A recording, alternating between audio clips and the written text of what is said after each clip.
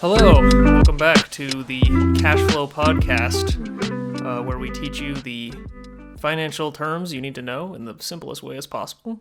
My name is Clint Hansen. I'm currently studying to become a CPA at a top 3 accounting program, and I love personal finance. I have a great passion for it, and I'm excited to talk today about our wonderful topic, which is where to put your money. A lot of times people will start to live rule number 1, which was in the last podcast, which is to make more money than you spend every month, and then they won't know exactly where to put their money. So in this podcast, I want to break down where you should put your money after you've been coming out on top every month. Okay? I kind of think about this as in terms of my friends who I talk to with personal finance about, and they often don't know where they should be putting their money and what their goals should be, I guess. So in this episode, we want to break that down. I also wanted to kind of review the first episode a little bit. I think it's really important to review things. When you learn something new, you have what's called like spatial review, and if you review something after a week or whatever the time frame is, after you've learned it, forgotten it, and then you review it and relearn it, it'll often stick a lot better. So I just want to go through a quick review of last week's or last time's subject and talk about common mistakes and problems that people have, and then we'll kind of jump into it from there. So last week, we talked about rule number 1. I already said it, but if you can't remember it by now, I hope you can. But it is your income needs to be greater than your expenses every single month. So cash in is greater than cash out. If you want to, you can go ahead and get that tattooed so that you always remember that. Just kidding. And I talked about the doctor analogy of if I was a doctor and you came to me and you were bleeding, you had a serious problem where you were losing a lot of blood, I wouldn't prescribe you some pill or give you some exercises or whatever doctors do before I first stop the bleeding. And as soon as you stop the bleeding, your body's able to generate blood that it needs to circulate throughout its body, and we can then move on to the next step, which is what we're going to talk about today. We talked about how you can do this by either increasing your income or decreasing your expenses. You can increase your income through a side hustle or a job a job raise, or you could take on another job, I guess, or something like that. And the way that you can decrease your expenses is usually a lot easier than increasing your income. So you can decrease your expenses. We talked a lot about how you can decrease your expenses. You can eat out less, cook more, avoid those impulse purchases that you might make at a store, a grocery store, the mall, whatever. Avoiding paying too many monthly subscriptions. Anything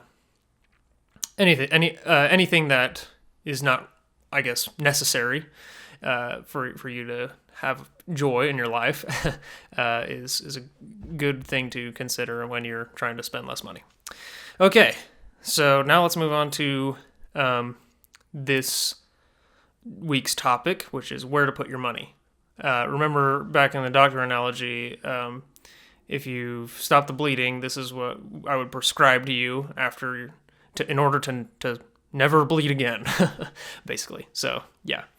I actually first wanted to talk about some common mistakes. So a big thing I've seen or heard my friends talk about is they just say like, oh well, I'm too scared of the stock market, so I'm just going to keep all my money in a savings or a checking account. Okay, it's again not a bad thing to have a savings or checking account, obviously, but when you reach a certain point, and we'll talk about that. You should be putting your money in other places so that it works for you. Like you might have a ton of money in your savings or checkings account because you're too scared to invest. You don't know where to invest, things like that. We'll talk about where you can put that. Another thing is people have a huge Venmo balance, right? Or they'll have a lot of money in Venmo. Venmo doesn't give you any interest or anything for keeping your money there. So take that money out as often as you can.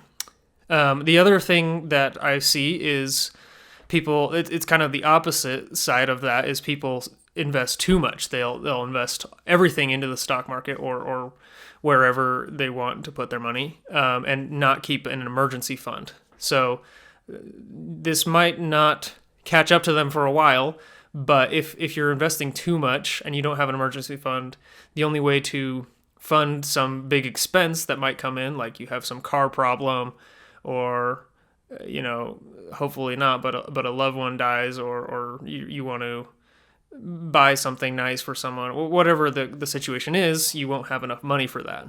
And so by investing everything, you haven't kept enough to keep your head afloat, and that'll force you to use like a credit card or go into debt of some kind in order to pay for those things. So those are both things to avoid. And then the last common mistake I see is people not taking advantage of these tax-advantaged retirement accounts, like a 401k or an IRA, a Roth, or a traditional, which we'll break down those when we get there as well. So the first thing I want to talk about is, why shouldn't you just keep everything in a checkings or a savings account? Well, when you put your money into a checkings account, it doesn't earn any interest. Now, a savings account's a little different. You might be able to earn interest in a savings account. It's probably pretty small, though. It's probably only 1% to 2%.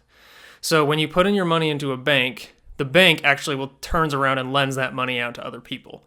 Of course, you can still withdraw that money, and they'll use the money that they keep on hand to give that to you.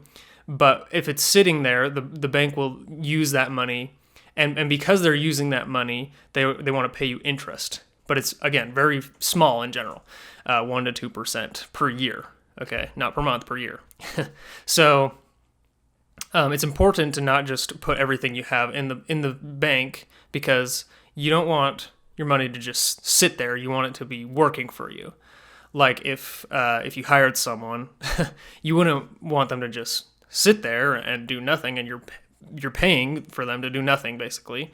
You want them to actually go do you work so that you benefit and make money if you're an employer at a business or something, so that you are making more money than you would if you hadn't hired them. So you want to use your money to make more money, is what I'm saying.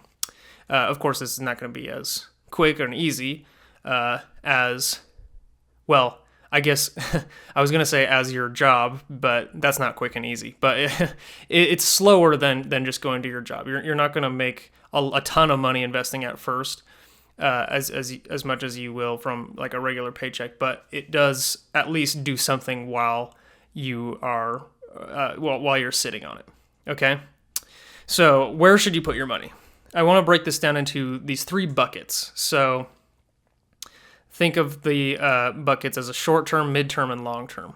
Now, the mid-term one kind of blends in with the short-term one, maybe kind of the long-term one, but mostly short and long-term is what you should be thinking these as. But you want to fill up the short-term bucket before you fill up the long-term bucket. Let's start with the short-term. Okay, remember rule number 1. What's rule number 1? Was it tattooed on your shoulder yet?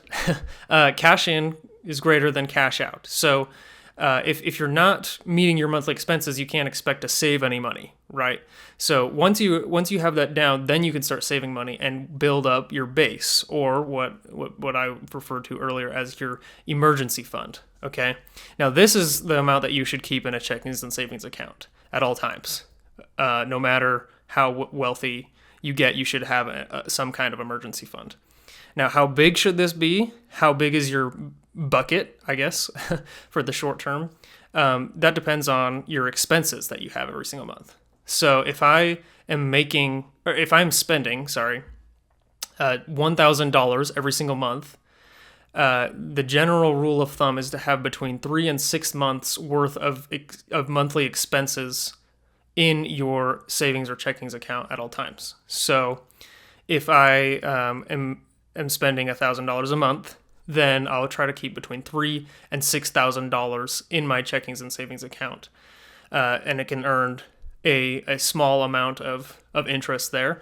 Or you could also put in a high yield checking or high yield savings account, which is part of the midterm, which is why I said that they kind of blend together. So you can kind of use the high yields checkings or savings account as a place to store your money where it's easily accessible. If something were to happen, you can easily just pay that off without dipping into your long-term bucket.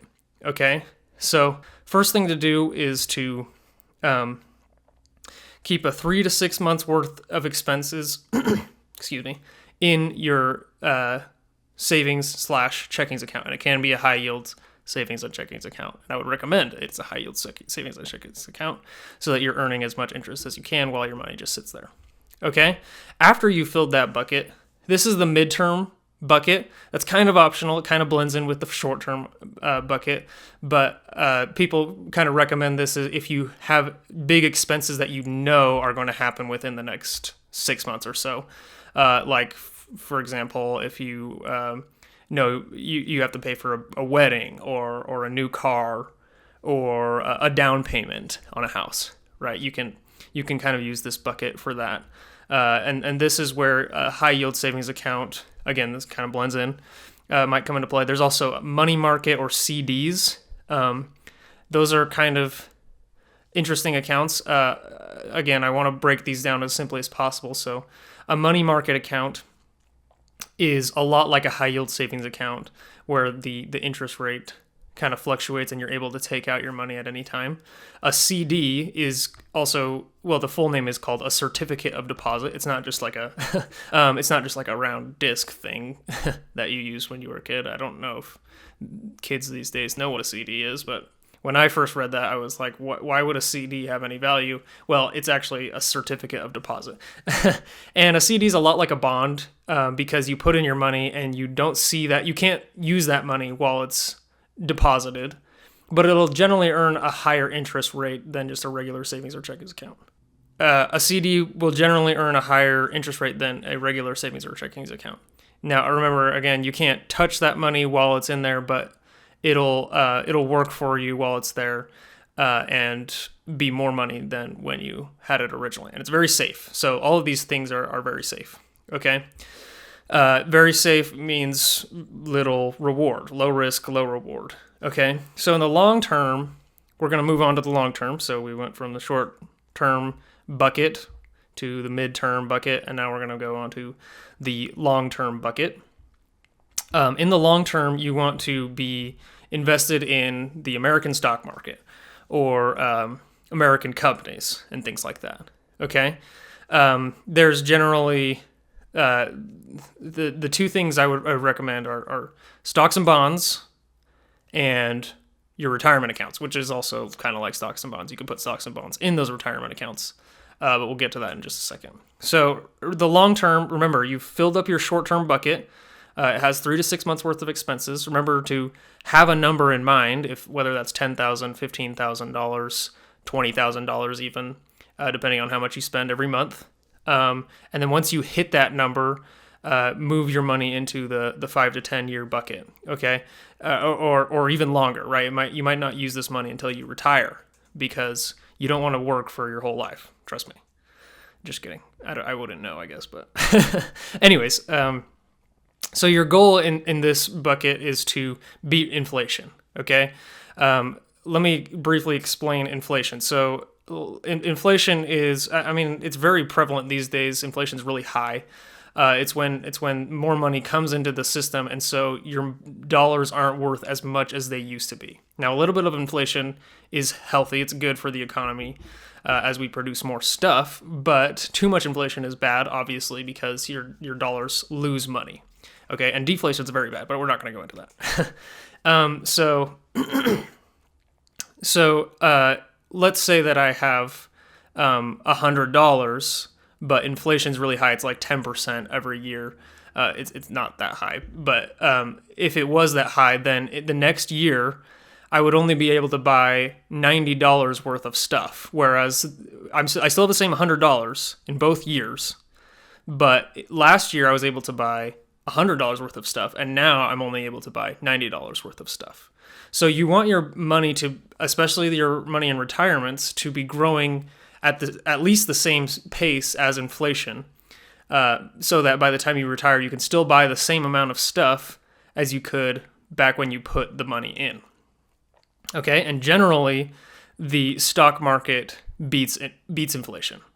Of course, there's some bad years, and people are afraid of the stock market because they've heard these stories of people who lost their money. But in general, the stock market is very safe if you put your money in the right places. If you bet on sketchy companies, obviously you're more likely to lose your money. But if you're putting them in established companies, then you're more than likely to return positive to inflation every year.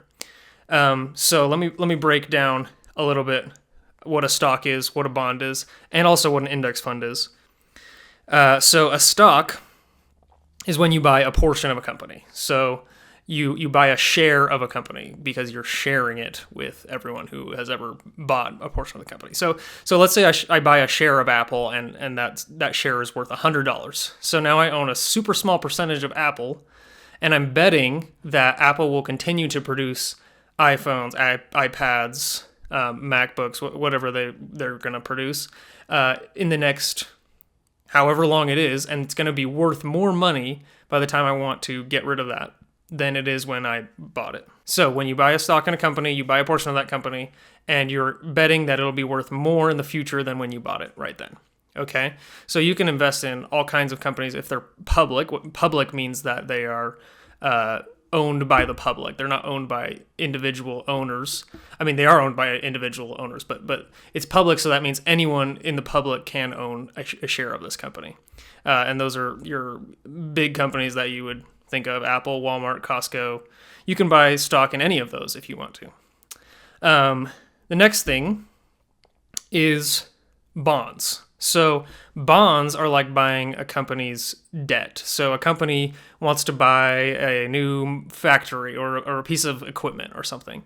In order to fund that, they don't want to pay it for it in cash, so they decide that they're going to take on some debt.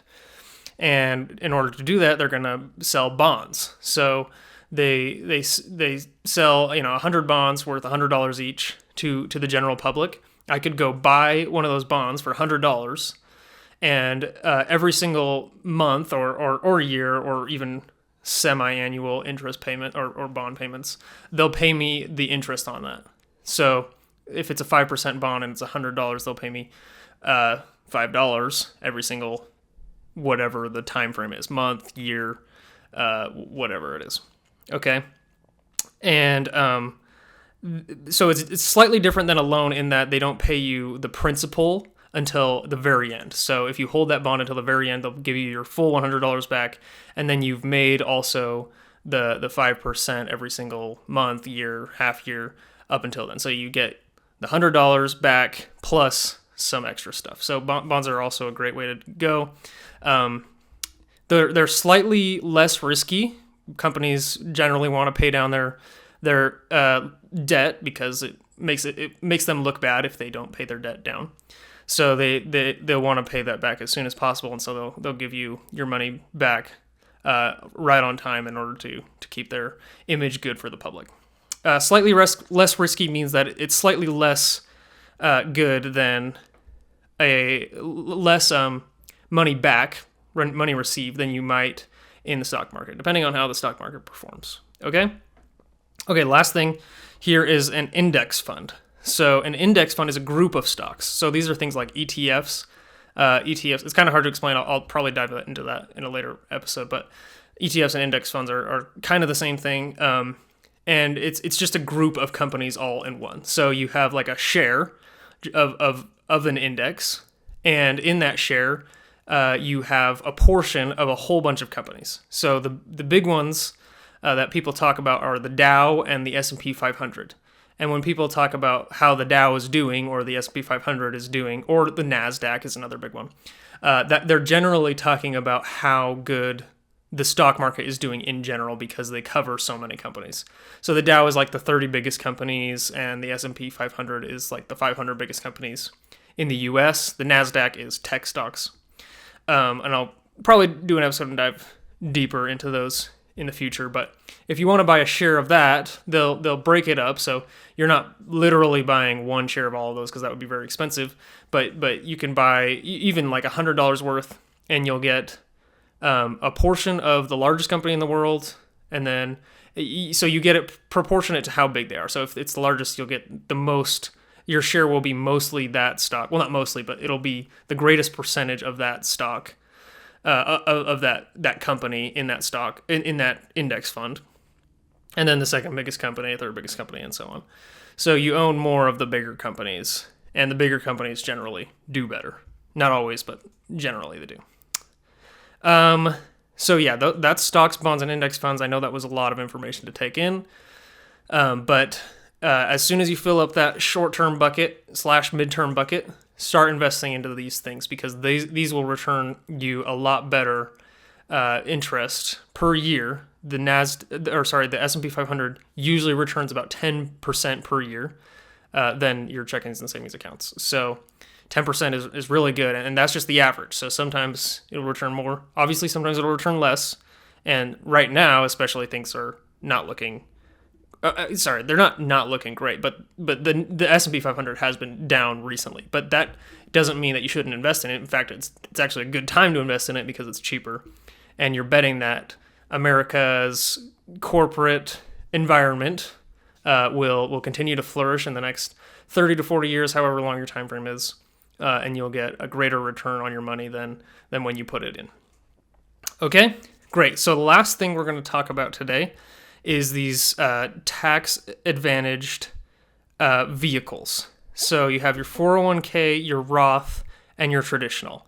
And I'm just going to give you a brief overview of these things because it's worth an episode in and of itself to talk about these things. But a 401k is usually given to you by your employer, and they usually offer a match. Always take the match. So they'll say, like, we'll withhold 4% of your if you choose to withhold 4% of your paycheck, we'll match that 4%. Okay, that's free money. Always do that if you can, which you can. So do that. It's worth it, and you'll thank yourself when you retire. Obviously. Then the next is your Roth and your traditional IRAs. So a Roth IRA, again, this is in very simple terms. A Roth IRA is a tax-advantaged retirement account where you put in money that's already been taxed. So your employer usually pays the taxes, and you pay taxes, obviously, on your money. Then you put it in your Roth, and then when you want to withdraw from that, you get that tax-free, okay?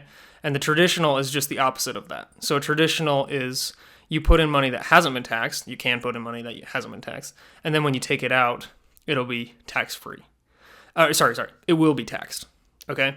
Now, the question that people have been asking me is, like, what exactly does it mean to contribute to your Roth or your traditional IRA? Good question. So there is a max limit on how much you can contribute to a Roth. It's $7,000 in 2024. I'm not sure if that's changed for 2025. I'll have to look into that. But what you do is when you put your money into that, you don't just put it in and let it sit there like a bank account. You actually have to invest into a stock or a bond or a index fund or ETF in there. So it's not just a deposit in there. You actually do have to go in there and buy a stock. And you can open a Roth on Fidelity, E-Trade. I think Robinhood and Webull even have one. Schwab, whatever it is, all have Roths that you can use. And I would highly recommend you take advantage of these things. So if I were to build a ladder of everything that we've talked about, so first step, make more than you spend. Second step, fill up your short-term bucket, which is your savings or checkings account, with 3 to 6 months worth of expenses. The third thing after that's done is if you have things that you know that you're about to spend, put those in the CDs, money markets, high yield savings accounts. And then from there, I would from there, I would contribute to your Roth up to the max amount, and then contribute to your traditional. And then you can also open up a regular brokerage / taxable account. I'm not exactly sure what to call those. My wife told me it wasn't called a brokerage account, but it is a good place to put your money as well. You can open up a regular brokerage on Webull, Robinhood, SoFi, I think has one. Just any of those that you hear of. Okay, that's where you should put your money. And I know that was a lot. It was probably like drinking through the fire hose, but I hope that gave you a kind of an overview of the financial world, I guess, in general, and some of those terms that they use and the options that are there for you. Just remember to, I guess my challenge for this week is to open a Roth if you haven't, and track your income and expenses so that you can fill up those buckets one by one. If you need a place to track your expenses, remember to get an app. We're working on an app. In the meantime, we have this wonderful spreadsheet you can use.